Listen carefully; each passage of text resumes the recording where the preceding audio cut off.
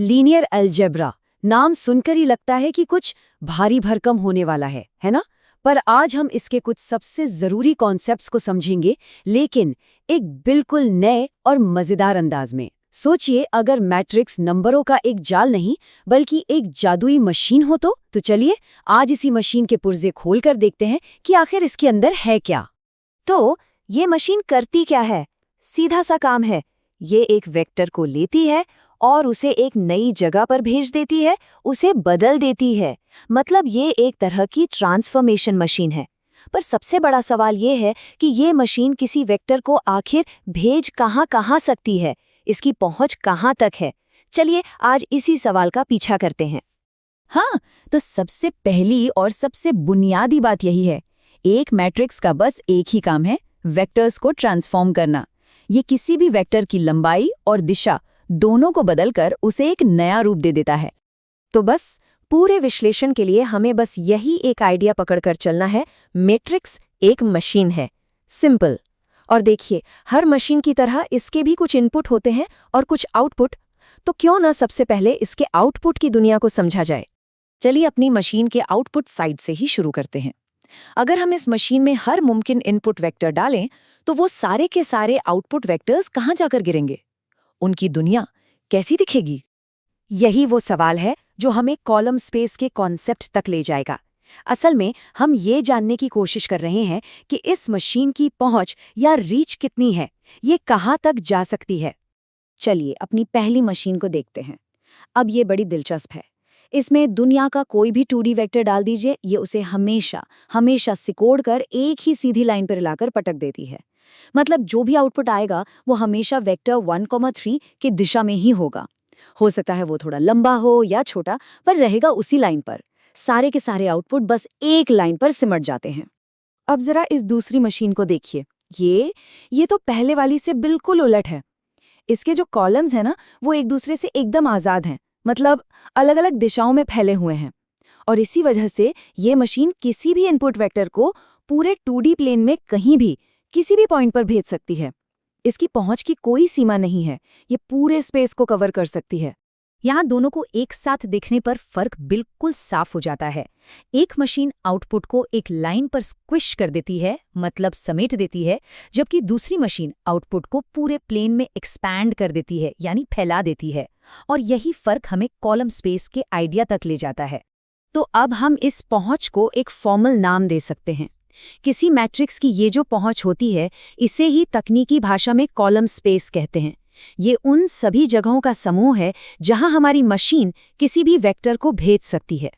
ठीक है, तो हमें ये तो पता चल गया कि आउटपुट की दुनिया दिखती कैसी है, पर हम इसके आकार को, इसके डायमेंशन को नापें कैसे? कैसे बताएं कि ये एक लाइन है या एक प्लेन या कुछ और? हमारी पहली समेटने वाली मशीन के लिए आउटपुट स्पेस क्या था? एक लाइन। और एक लाइन का डायमेंशन होता है 1। तो ये जो आउटपुट स्पेस है, ये कितना बड़ा है? क्या ये एक लाइन है, एक प्लेन है या कुछ और? इसी के माप को, इसी के डायमेंशन को कहते हैं रैंक। रैंक बस एक नंबर है जो हमें आउटपुट की पूरी कहानी बता देता है। कमाल है ना? और हमारी दूसरी मशीन के लिए आउटपुट स्पेस क्या था? पूरा का पूरा 2D प्लेन, और एक प्लेन का डायमेंशन होता है 2, इसलिए इसका रैंक है 2। चलिए अब नजरिया बदलते हैं। अब तक हम मशीन के आउटपुट को देख रहे थे, अब हम इसके एक बहुत ही खास, बहुत ही स्पेशल तरह के इनपुट को देखेंगे। चलिए अब एक मजेदार सवाल पूछते हैं। क्या कुछ इनपुट ऐसे भी हो सकते हैं जिन्हें ये मशीन पूरी तरह से क्रश कर दे, मतलब गायब ही कर दे? ऐसे इनपुट जिन्हें ट्रांसफॉर्म करने के बाद वो सीधा 0 वेक्टर पर, यानी ओरिजिन 0,0 पर जा गिरे। इसे खोजने का एक सीधा साधा तरीका भी है। हम Ax = 0 समीकरण को हल करते हैं और अपनी पहली मशीन के लिए हमें पता चलता है कि -2,1 वेक्टर से बनी पूरी की पूरी लाइन पर मौजूद कोई भी वेक्टर अगर इनपुट में डाला जाए तो आउटपुट हमेशा 0 ही होगा। तो वो सारे के सारे इनपुट वेक्टर्स जो 0 पर जाकर गायब हो जाते हैं, उन्हीं के पूरे कलेक्शन को, उन्हीं के समूह को हम कहते हैं नल स्पेस। इसे ऐसे समझिए कि ये मशीन का ब्लाइंड स्पॉट है। कुछ इनपुट ऐसे हैं जो इसे दिखते नहीं और ये उन्हें सीधा 0 पर भेज देती है। अच्छा, जैसे हमने आउटपुट की दुनिया यानी कॉलम स्पेस के आकार को रैंक से नापा था, ठीक वैसे ही अब हम इस खास इनपुट की दुनिया यानी नल स्पेस के आकार को भी नापेंगे। और इस माप का नाम है नलिटी। नलिटी हमें ये बताती है कि नल स्पेस का डिमेंशन क्या है। क्या सिर्फ एक ही वेक्टर 0 बनता है, या वेक्टर्स की पूरी लाइन, या फिर कोई पूरा प्लेन 0 पर सिमट जाता है। अपनी मशीनों पर वापस आते हैं। पहली मशीन में इनपुट की एक पूरी लाइन 0 हो रही थी, इसलिए उसकी नलिटी है 1। और दूसरी मशीन में उसमें सिर्फ 0 वेक्टर ही 0 बनता था, इसलिए उसकी नलिटी है 0। तो अब तक हमने 4 बड़े आइडियाज देखे हैं: column space, rank, null space और नलिटी। अब समय आ गया है इन सारे धागों को एक साथ जोड़कर एक खूबसूरत, एक ग्रैंड तस्वीर बनाने का। अब जरा इन नंबरों को गौर से देखिए, यहीं पर सारा राज छिपा है। पहली मशीन का रैंक था 1 और नलिटी भी थी 1, और इसमें कॉलम्स कितने थे?